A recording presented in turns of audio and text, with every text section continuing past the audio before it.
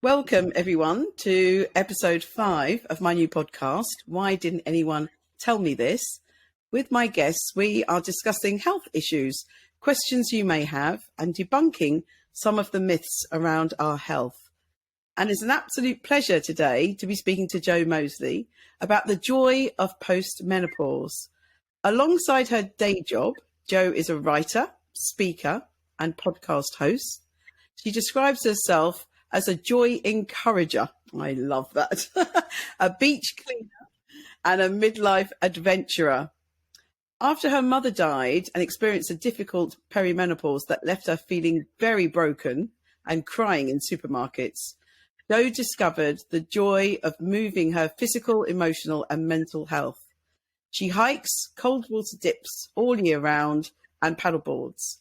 So today we're going to be talking about many things, including Jo's wonderful film, I cried, called Brave Enough, A Journey Home to Joy, and also her book, Stand Up Paddleboarding in Great Britain, beautiful places to paddle in England, Scotland and Wales. So very welcome, Jo. Thank you so much. I'm really honoured to be here and I can't wait to have our chat. It's fabulous. It's going to be fabulous. You have had a really amazing life journey, and I know that things have really changed for you after your mum died. So please tell us more.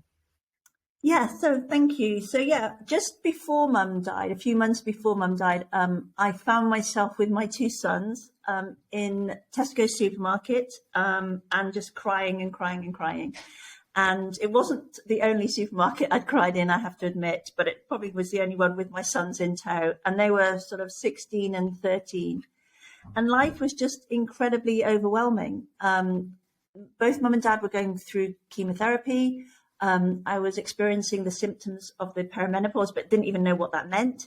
And I was just overwhelmed and I just didn't, couldn't stop crying, literally burst into tears. And I just said to the boys, I can't cope.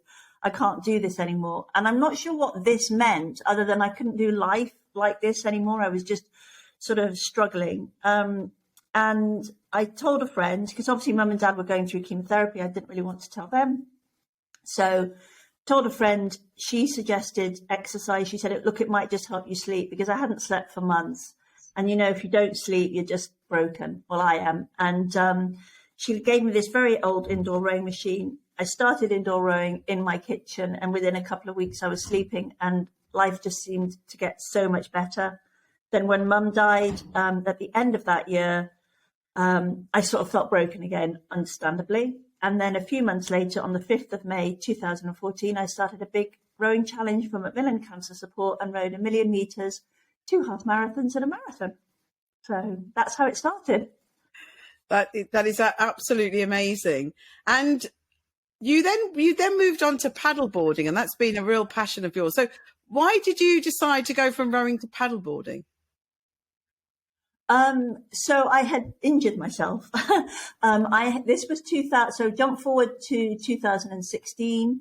I went away for the weekend and I came home on crutches, and I'd hurt my knee. And so all that joy that I'd rediscovered sort of from 2014 to 2016, I'd gone back to swimming and bodyboarding and hiking and all those things. They just, were taken away from me for a while because of the knee injury. And so at the beginning of September 2016, I set myself a little challenge, like my knee was healing.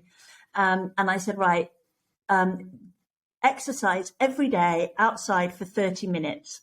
And I called it rain or shine 30. So whatever the weather, I was going to be outside for 30 minutes. And paddleboarding was a lesson I took as part of that challenge, because I knew that it'd be like a full body workout, but it wouldn't impact my knee and it would strengthen everything around my knee. And the minute I stood up, I just was like, wow, this is amazing. Never looked back since, really.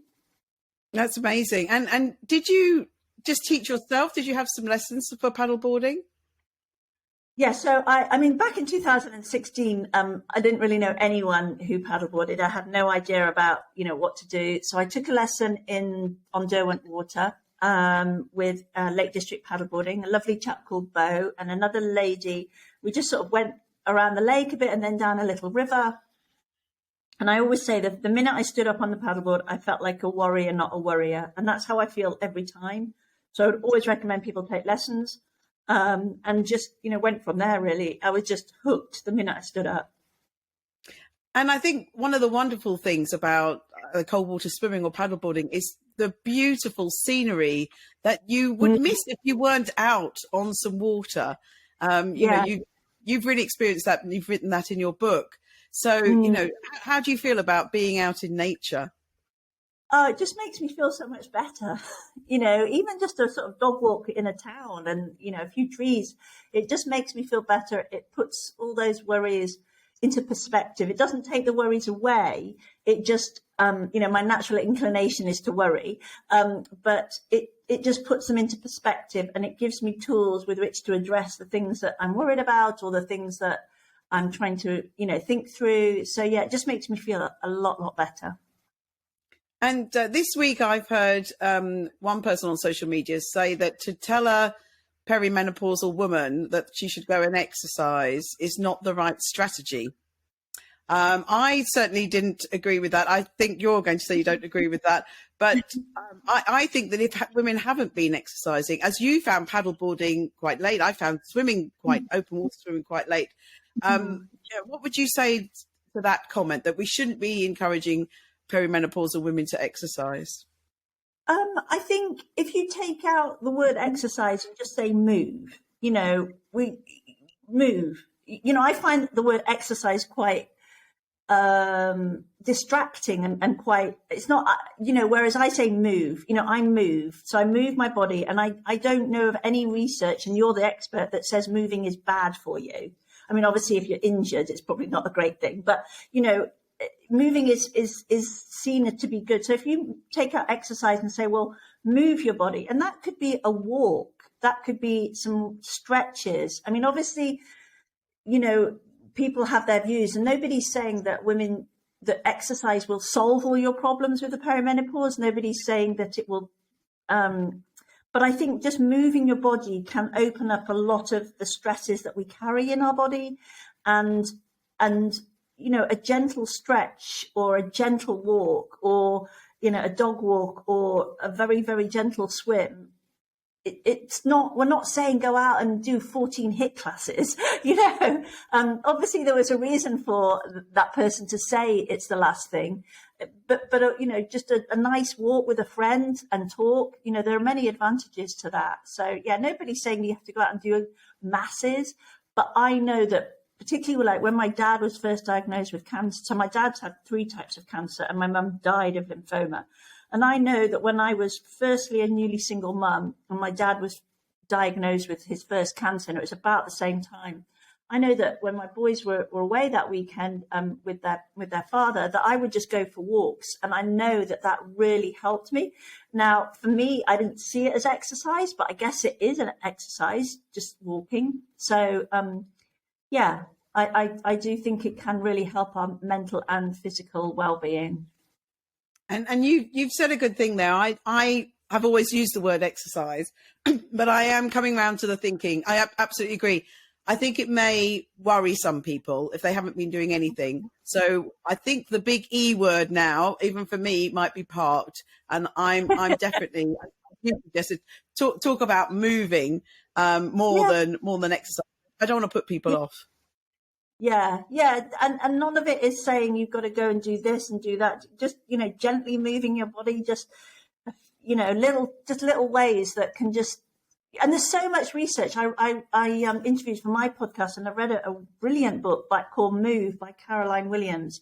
She would be amazing for your podcast. And she talks about the science of how moving your body and its effect on your brain. And I think our bodies do want to move. And I know when I was going through some really difficult times, when I get stressed, my natural inclination is to root myself to the ground. And I know when sort of my marriage was really in a difficult place, I would sort of sit huddled. I would be really cold. I'm always cold. I get cold flushes. I would sit huddled by the fire, and my legs wouldn't want to move because of the anxiety. But actually the physical movingness helped unfurl some of that anxiety. So just moving your body in a little way can make a huge difference. I love that. That's absolutely wonderful. Can we talk about your film?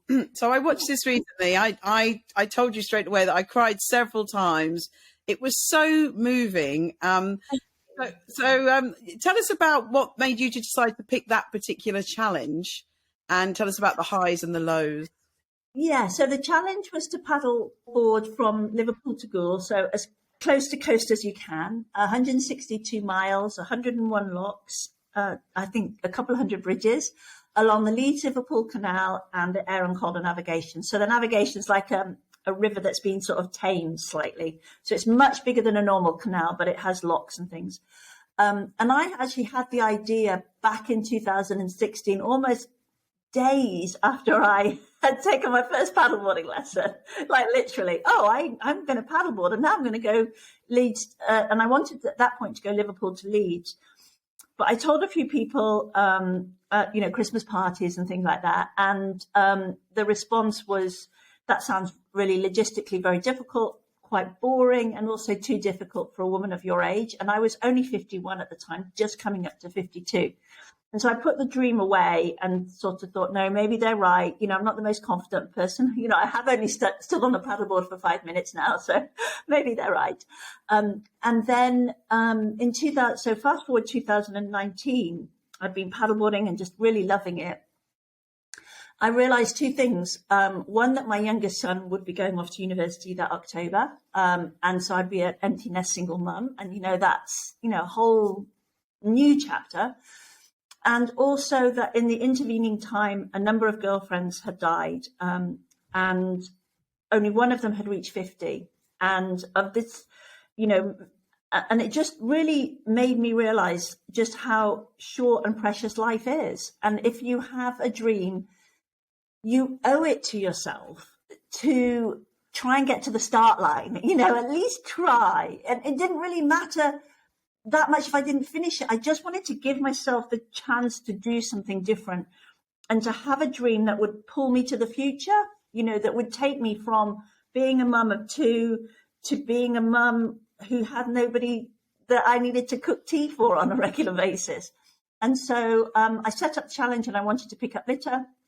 And instead of just doing Liverpool to Leeds, I thought, right, I'll go all the way coast to coast. I'll be the first woman to do it. My good friend Jason was the first man. And I wanted to raise money for the 2 Minute Beach Clean Foundation and the Wave Project. So that's what I did. July 2019, I set off on my paddleboard.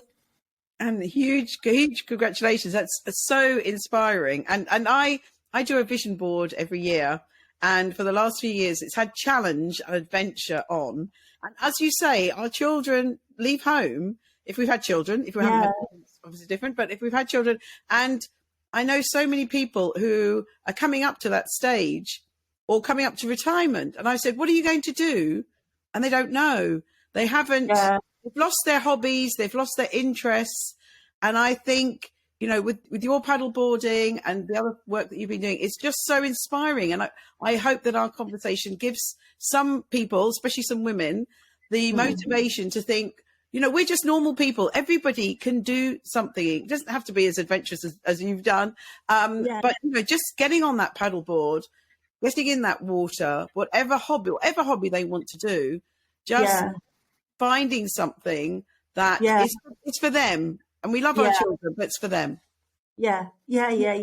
Or like when my friend said to me how much exercise you do back in 2013, I said, well, I spend all my time at the rugby pitch, but I'm standing there waving and shouting and clapping and things, but I'm not there for me. And really, the reason when Mum died, I did the rowing challenge was because at that point I thought there's nothing else of interest I have in my life that I could do. I quite happily poured all my life into my boys. I'm happy to say that, but at some point, they go off on their own adventures, and I needed to find something that would sustain me and something where I knew I could be happy beyond being a mum and a daughter and a sister and a friend. I needed to find that, and I'd lost that.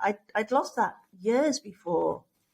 Absolutely. And you said about some of your friends had passed away, and I've got that. We've all got that if we're around this age. And I've got friends who are very ill, and I think we shouldn't put off things that we want to do. Exactly what you said. We need to, take the moment, seize the moment now. And if there's things we wanted to do in our life, do them, try and do them now, or at least make a start to getting those hobbies off the ground. Yeah, just even if, so like you want to have a big challenge and it's, I waited until my youngest son was going off to uni. I didn't, I could have tried to do it, when he was doing his A-levels and things, but I waited until that summer. But the process of learning was all part of it. It wasn't just the day I arrived in Liverpool and set off. It was the months and years leading up to it were all part of that journey. Like you say, you want to live a camper van life. You start with a little thing years beforehand, and then you build up, and it's all part of it. It's all part of that journey. It doesn't have to be the big stuff. It's just that little stuff. So now if I'm doing something, I think, well, it's all part of I want to do a really big hike at some point. So I'll be 60 next year. I want to do a really big hike. So when I go out for a little walk, it's like training for that big hike. It's still part of that big adventure, even though, it's just round the block with the dog.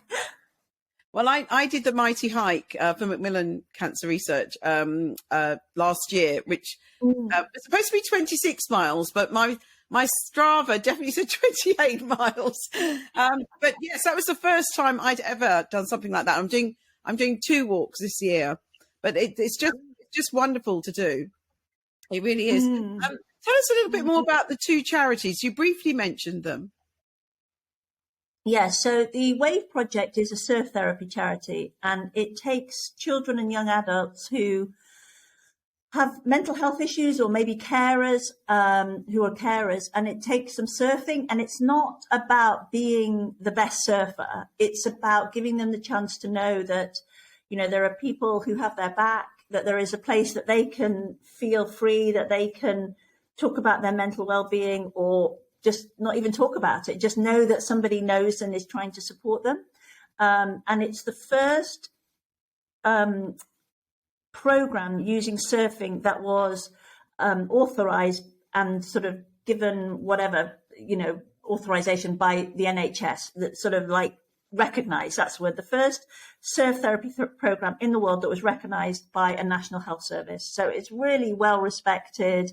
They have places around the country. I went to one after I did my challenge, and it was just so lovely seeing this young lad, in the waves, and knowing that there were adults there that just had his back. It was amazing.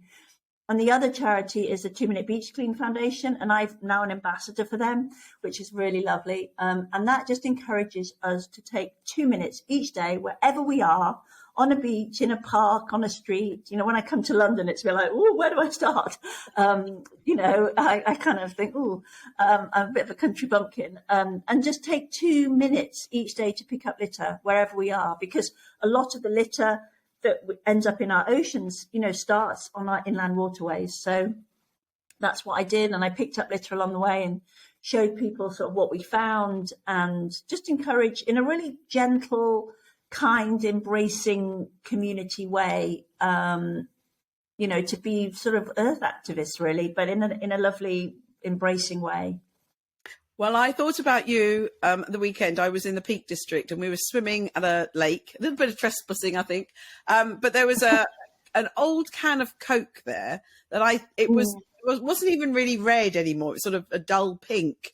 And I thought of Joe and I picked it up and I threw it in the next bin. So you've got a brilliant quote that I've heard you use. And you've said, I can't change the world, but I can change the little bit around me. Yeah, I realised that. When I was in my 20s and I was a bit like, I'm going to change the world. I went to a party once when I was at college in America, and it had Save the Whales on it. I was so kind of like that. And I just really thought that I could change, with that sort of optimism of youth and slight arrogance of youth, that you think you can change everything.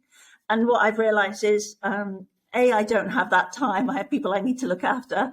But also, I can't change the world, but I can definitely change this bit around me. I can pick up this litter. I can be, kind to this person. I can make that difference here. And by sharing that and I'd rather have 100 people doing their little bit imperfectly than try and pretend that I can do everything perfectly on my own. So yeah, I use that I can't change the world, but I can change this little bit around me. And if we all try to do that, that would make a difference. Obviously, there are bigger issues, and corporations need to, play their part. But for me, that's something I can control when it all seems uncontrollable.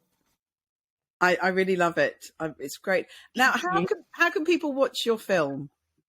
So it's available to rent or buy on Vimeo. So if you put Vimeo Brave Enough, A Journey Home to Joy, or if they want to find me on Instagram at Jo Moseley, I can send them the link so they can rent it for 2 days or buy it and then watch it as many times as they want. So we didn't have any funding for the film, so we're just trying to recoup some of the huge costs that it takes to make a film. I hadn't realized how much it would be.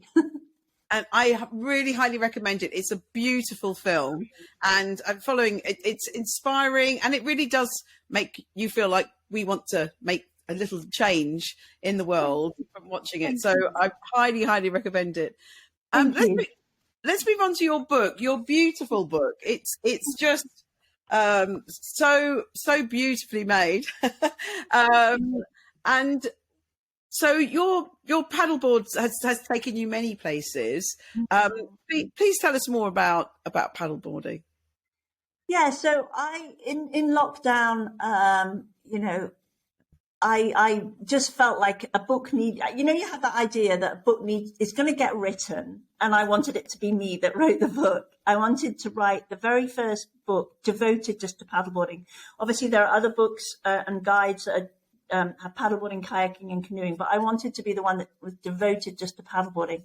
So I pitched the book, and then we were in lockdown. And then in May 2021, after I'd had a COVID injection, I thought, right, I can start traveling. And so I just basically went with my paddleboard around the country, met amazing people, went to over 30 places, and paddleboarded in some extraordinary places on the coast, inland, rivers, lakes, lochs, canals, estuaries, salt marshes, docks, harbours, and just met amazing paddleboarders, and also went to beautiful places and write about that experience, and then give all the logistical details of where to go and how to get in and how much it costs and your licenses and safety. So yeah, it is a really, it's interesting because it was about this time last year I was doing the edits, and then when the publishers actually sent me the first, what it would look like, the galley sort of thing, I'd lived with this book for a year, even I went, wow, that looks beautiful. Even I felt like that. So I was just very grateful that how they put it together so beautifully, Vertebrate Publishing, how they put it together so beautifully. And yeah, it's had an amazing response. It's gone to reprint, and yeah, really just very grateful for that opportunity. I will certainly be testing out some of the places. I've been a bit safe and often go to the same place. And I haven't been as bold as you. I haven't paddleboarded on the sea yet. But I have to do it. I have to do it. This might be an impossible question, but do you have a favourite place to paddleboard? I guess I do, because I was just asked for another book. A friend of mine, Liv Bolton, she just asked me for her book where my favourite place would be, and I don't think it would be wrong to say this, because it's where I grew up, where I would go for my family holidays as a child, and it's a place called Runswick Bay, near Whitby. So I don't think I'm being mean to the other beautiful places, because it's got such a personal, sentimental place. It's such, I put on my Instagram this week, I played in these waves when I was a little girl, and I'm still on those waves now at 58. And that is just such a huge privilege to know an area really well. Every time you go on the sea, it's different. And every time, you go with great respect, and you check the tides and all that stuff. I'd never take it for granted, but I know it quite well. I know I can, like my dad said, the beach has shifted, and we'd noticed this, the beach had changed after some tides, and there was more rocks here, and that you wouldn't, there's a bit in the book where I say, look, you might be tempted to launch there, but don't, because the beach is very steep, and so I kind of know this beach and this bay really well. And so that would be my favourite, yes, because it's got such a sentimental attraction to me. There's a lot of very happy memories there. That's really beautiful. And you've touched on this just now. Safety is really paramount, and with paddleboarding, it can be dangerous. So you've really given important safety tips in your book. You've spoken to some excellent experts who have advised you about more safety tips, such as Mike Tipton, who I'm pleasure of doing some work with. He's one of my heroes. We're doing some work on reproductive health and cold water swimming. He's such a knowledgeable person. So, but amazing! Wow, how interesting! Wow. He is. There'll be more about this year, but it's a pleasure to have a meeting with Mike every couple of weeks.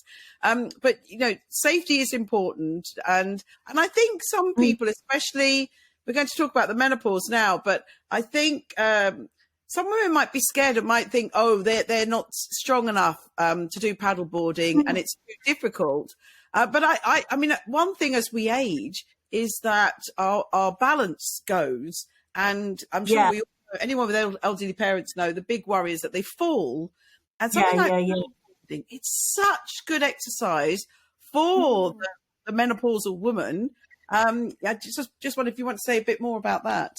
It really is. It was interesting because I was asked to go skiing recently on a snow centre, and they said, "How many times have you skied before?" And I said, "Well, once in 1981 when I was 15, and the other time was 2008." So I'm not a big skier, and I was really nervous before I went, in fact. And I thought, what if I fall? What if I injure myself? I can't afford not to be able to go to work, sort of thing. And I was really pleasant, and I don't mean to brag, but I was pleasantly surprised by my balance. I was better than sort of when I'd done some sort of stuff back in 2008. And the chap said, you've only skied twice. And I said, I paddleboard. And he said, well, it could be that. I think the paddleboarding strengthens your core. It gives you a real connection with your body, and it helps your balance. And I'm really aware of balance. My dad's 89, and he'll often say to me, stop leaving things on the floor. If I trip, I'm not getting up, And so I'm really aware of it. And I'm really aware, because in my day job, I work with women in their 60s, 70s and 80s, and balance is it's a conversation. Falls are a conversation that we have just sort of in the office. And I think paddleboarding really helps with your core and with your balance. And it's a lovely, all over workout, so to speak, although the workout's a bit like the E word, it's kind of a bit off-putting, but it gives you that kind of feeling that you've really used all your body, but you don't know that you're exercising because you're just having a really lovely time. And it's a bit like walking and hiking for me. You don't know because you're just having a lovely time, and then you come back and you think, actually, I feel a bit tired. I've used my body quite fully today. So it's great for that core and great for balance. And I really, it's one of the reasons I want to keep doing it is just to have that sense of confidence in my body that it brings. And strength. It brings a lot of, I've noticed the strength. I feel really stronger each time I do it.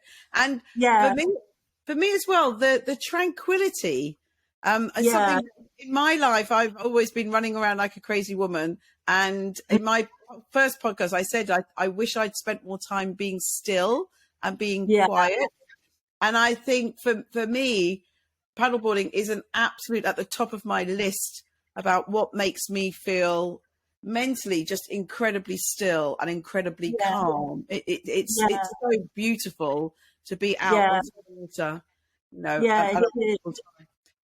it does me too. It really it calms me, and I'm such a worrier, and my head is buzzing. I always have 14,000 tabs open, and everything that's about to go wrong in my life, and it's not going to go wrong, but in my head it's about to go wrong, and I need to save everything, and it does. It really calms you, and I think there's a lovely companionship. I love paddling with maybe 2 or 3 other people, and we don't always say anything, but we might just turn around and thinking about a paddle I did in Cornwall with a lovely young woman called Steph, and we were paddling into the sun as it was setting in St Austell Bay, and we just would turn around and just say to each other, "You all right?" "Yeah, I'm all right." And we didn't need to chat, but you had that real connection that we experienced a really beautiful moment in nature in a really calm way.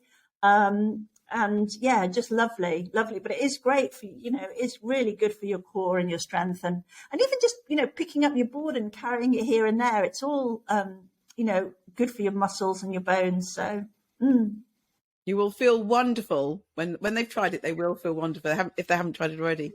Now, let's talk a little bit about the menopause. So, do you think your adventures have helped you through this stage of your life? Yeah, definitely. I think definitely the movingness of them have. As we said, moving does, there's so much research that says moving is good for the menopause. And as I said, I don't get hot flushes, I get cold flushes. But moving is really good. And it helps me sleep. And my foundation for life is good sleep. If I get a good night's sleep, the world is great. If I get a bad night's sleep, I'm a little bit sort of sad and grumpy. So I think the adventures do. So I think there's the physicalness of them. I think there's also the hope. I think you need that hope sometimes. When I felt so broken, sort of with mum dying and the menopause, it really, I always say it broke me when I was already down. It knocked me it kicked me in the shins when I was already down with sort of grief and juggling life. And I think adventures give you hope. They give you something to work towards, and they give you something to be proud of. And so often in life, the menopause can knock your confidence. It can make you anxious, and you have something that you're proud of, and you say, well, I did that, and I'm proud of myself. And I don't think our generation was necessarily taught to be proud of ourselves. It was almost like, oh, don't brag. The boys can talk about how they can conquer the world, but the girls need to just sort of be very humble, very modest. And I think you can grow up being so modest, you forget that actually you've achieved a lot, and a little adventure can make you go, oh, I did that. Oh, I'm quite proud of myself. What else can I do? And that's why I say at the end of the film, I was forced to be brave by circumstance. I had to go out and be a single mum and look after my boys. I had to do all these things. So I was forced to be brave, but I'd never put my head above the parapet and said, I'm going to try and do something, and I don't know how it's going to turn out.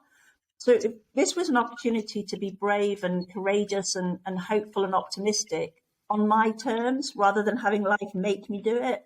So it was a bit scary, but adventures, I think there's a mental and emotional, social and physical well-being to adventures in the menopause. And they don't have to be huge. They can just be little ones, going for a swim somewhere that you've not gone for a swim before. And I take your point about feeling that you're sort of bragging about doing your adventures, but I think there is a movement now for women to motivate each other and let them know that, by talking about their challenge or what they've been doing, it will motivate other women and give them a bit of encouragement. So I put a lot about any movement, I won't say the E word, but movement that I've been doing. And then I sometimes think, are people just thinking, oh, she's just bragging again that she's had time to go to a aerobics class or something. But then I see a woman that says, oh, you've given me the urge now to go for a walk or go and do body pump or whatever. And that's it. I've ticked the box. If one person has learned from that. Exactly. Yeah. So I think if one person sees what I do and they don't go and do what I do, they don't need to paddle across the country. They don't need to paddleboard. They don't need to swim in the sea when it's freezing cold in February. But if it says to them, you know what, your well-being is valuable, make time to go for a walk to the shops rather than, walk to the shop sounds like she's going on an errand, but go for a walk for your well-being. It doesn't have to be all jobs. Go for a walk for your well-being. That makes such difference. And I get a little DM and somebody just says, oh, you made me just feel like I was worth spending 20 minutes not doing work in the house or not doing work or not looking after someone else. And I just went for a walk and I listened to a podcast or I listened to music or I listened to the birds and I did it for me. And if that makes somebody else feel better, then that's what it's about, So yeah, definitely, I think we should encourage each other. I think it's really I find it really motivating when I see people doing something that they're loving. It makes me go, oh, I want to try that, you know? So, yeah. And that definitely applies to most of my guests for this year are going to be people who have motivated me, such as you, and I know will motivate other people. Yeah, yeah. And I'm not like 100% motivated all the time. You know, sometimes I'll look at my Fitbit and I'll go, oh my gosh, I haven't done enough steps. So I'm, you know, some days I'm going to, you know, it'll just motivate me. I think it's a two-way thing. I'll motivate someone else and then she'll motivate me back. You know, it's a two-way thing. It's not all just telling people what you do. I look and think, oh yeah, I'm going to do that. Yeah, I'm worth spending that 20 minutes telling the world. It's just going to have to stop asking me for something because I'm going to do something for myself right now. Yes, we need to do things for ourselves for sure. Have you heard people say, why didn't anyone tell me this? Yeah, I have. I think in two occasions. One was when I had my miscarriages. I think I just said that. I think I said it. Why did nobody tell me that, you know, they're much more common than I thought? Why did nobody tell me how hard they are to get over and how that grief sits with you? And I think in the menopause, I had no idea what was going on. You know, literally didn't know. I was waiting for hot flushes and I don't get hot flushes. So I just thought I had flu, like permanent flu, headaches and cold flushes. I literally would go to bed. I would say to my boys, oh, I think I'm getting flu. Oh my God, if I get flu, then I can't go to work for one day and then I'll lose my job. Totally, completely irrational, because that's not going to happen. But I would go to bed and I'd say, I've got a headache and I'm really cold and shivery. I think I'm getting flu. I'll go to bed early and, you know, hopefully I'll be okay. And then the next morning I'd be fine. And I'd be like, that was like an 8-hour flu. How did that happen? And now what I realized, that was for 2 years I was getting cold flushes and headaches. And it wasn't flu. It was just part of the perimenopause. So I wish, I mean, you know, how, you know, numpty can you be? But I wish that I'd understood what you know, 10 years ago, there wasn't the discussion that there is today. There's so much information. So miscarriages, menopause, but also I wish somebody had said that the post-menopause years could be fun. You know, that things would settle down. Because I didn't know that they would settle down. I thought I was going to have itchy skin for the rest of my life and my twitchy eye. I mean, I still get tinnitus when I get anxious. But you know how for me, my body would ache, you know, massively ache, all my joints. And I thought, how am I going to live like this for the rest of my life? I just, you know, this is just going to be awful. But that eases. Even, you know, the cold sweats I don't get really now. You know, the night sweats, the heart palpitations, a lot of them have really just eased through post-menopause. And I just wish somebody would tell me. It's so great that we talk about the menopause. It's so great. And I wish I'd had that 10 years ago. But I also think we have to open the conversation to the positive too, that there are women who are post-menopausal living good lives. And I work with many of them in my day job, and I want to be like them. You know, I want to be rushing around when I'm 80 doing stuff. And yeah, so 3 times: miscarriage, menopause, and post-menopause. That's fabulous. That's very kind of preachy. No, I think in my work, I'm really working on reproductive health education, and I think it's really important. Whenever I go into schools, I always talk about miscarriage because, as you say, we only find out how common a miscarriage is when we've had one. And that is the wrong time. Everyone should know in advance. Everyone going through the perimenopause should know what the symptom possible. We're all individual, possible things they might get. And then absolutely, us two are not alone. There's a growing number of postmenopausal women now who are shouting from the rooftops that we feel fantastic.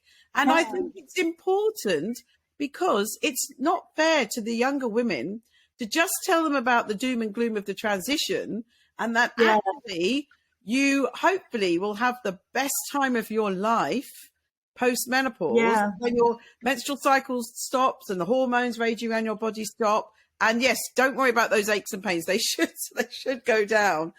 But I think it's so important. There's light at the end of the tunnel. And I always say I feel better now than when I was 18. I had so many worries and anxieties at 18. Now we don't care anymore, do we, Jo? We don't. No, exactly. And you have a real sense of knowing yourself. And don't get me wrong, I think for many women, the statistics bear out, and I felt broken by the menopause. And for many women, it's a really difficult time. But we have to also balance that. I don't think it's either or. I don't think it has to be either you sail through or it breaks you. I think it can break you and it can get better. I think we have to have an encompassing conversation that's generous to everybody who's experiencing and their experience of it. I am not in any way dismissing how unbelievably hard it is and how broken I felt. I wouldn't have been crying in supermarkets if it was a breeze. But there is also positives that can come out of it, and you lose that sense of people pleasing. You lose that sense of feeling that you're always at the bottom of the list, because it forces you to look after yourself and it forces you to put yourself on the priority list. And you might ruffle a few feathers when that happens, but there's a positive. And as I said, I work with women in their 60s, 70s and 80s, and they're vibrant and interesting and contributing so much to society. If you think women in their 50s, we often lament that women in their 50s are invisible, or I hear, after 40 you become invisible, after 50. Society is being churned along by women in their 60s, 70s and 80s, but nobody's giving them any credence, and grandparents looking after children and volunteering in the community and still working and doing cool things. We need to shed some light on what they're doing and acknowledge that. It's really ageist to say that it ends at menopause. It really doesn't. Absolutely. And the word I'm always using is freedom. I feel much freer. Many women have told me they feel free at this age, their 50s and 60s. Now, so I wanted to ask you, you are incredibly motivating, and that's why I wanted you to be my guest, because I know that so many people will be motivated by your words. Have you thought about what motivates you? What motivates me? I want to have a good night's sleep, and I want to feel good. And I know that I have moments of feeling like a warrior on my paddleboard, or jumping in the waves, or like last year I was invited to go to Madeira and I hadn't checked the itinerary. I did not realize that the walks I would be going on in the Levadas were at such high altitude, and I'm scared of heights. And I had to change that story about myself, because I had to go on these walks along the cliff, and I could only get to the other side by walking at altitude and looking down and being really scared, but carrying on walking anyway. And so I think it's it's these moments I've experienced where I do feel brave, or I do feel strong, or I do feel courageous. And I set those to the moments in my life when I didn't dare walk from the lounge to the kitchen because I was so rooted in anxiety or sadness. And I think I want to embrace the woman I was, and how anxious about life and how worried about life she was and how overwhelmed by life she was. But I want to honor her by doing those cool things where I can feel warrior-like, and just keep, not every day. I don't expect my life to feel like I'm a warrior every day, but to know that I can feel that, and just to keep recreating moments where I feel like that, almost to honor that really, really sad woman I was for a while.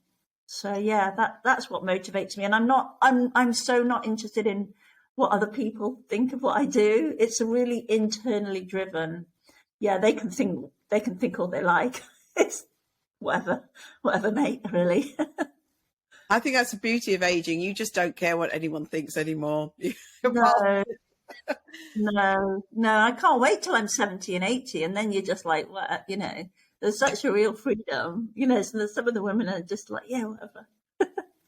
And what makes you happy, and where is your happy place?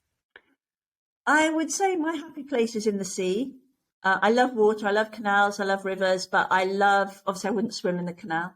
I love being in the sea, on the sea, under the sea. I think just those moments of just feeling just joyful and whole. And, I often hear things too on Instagram. You want to be your best version of yourself. And I think what I want and what I'm striving for is to be the whole version of me, to recognize the bits of me that, are worrying and, aren't, super impressive, but to recognize the whole of me and to accept the whole of me and not to sort of underestimate myself. So the sea and the sea gives me that, whether it's jumping in the waves when it's really rough, or just when it's very calm, just sort of sinking into the sea, or to paddleboard on it. That I think is my, outside of being a mum and a daughter and a sister and a friend. If you're asking what motivate, where I am happy as Jo, not in relation to other people, just me being in or around the sea, or reading about the sea, or that would be my happy place, I think, number one. Thank you. And finally, the last question. You have covered this a little bit, but you might say something a bit different. What advice would you give your younger self?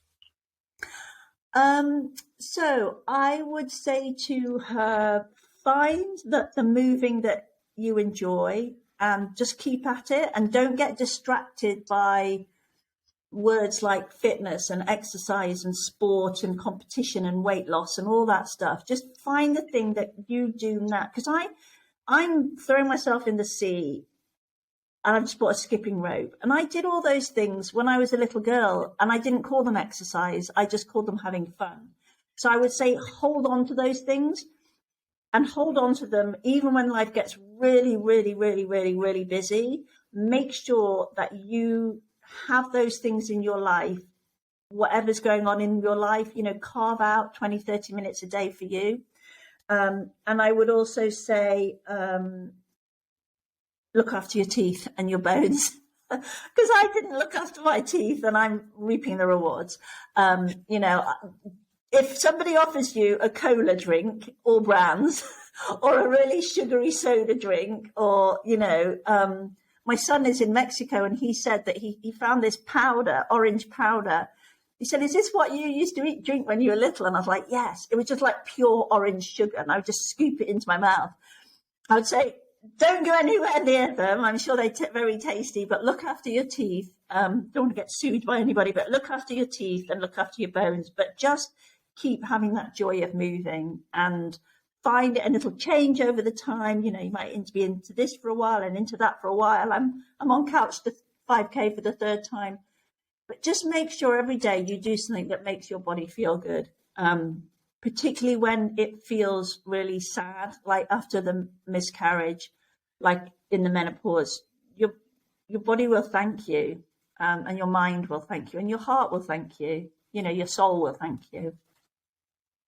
And I want to thank you, Jo, for a very motivating, I knew it would be. I'm sure absolutely everyone's going to love this. It was absolutely fantastic to have you on as my guest today. Thank you. Thank you.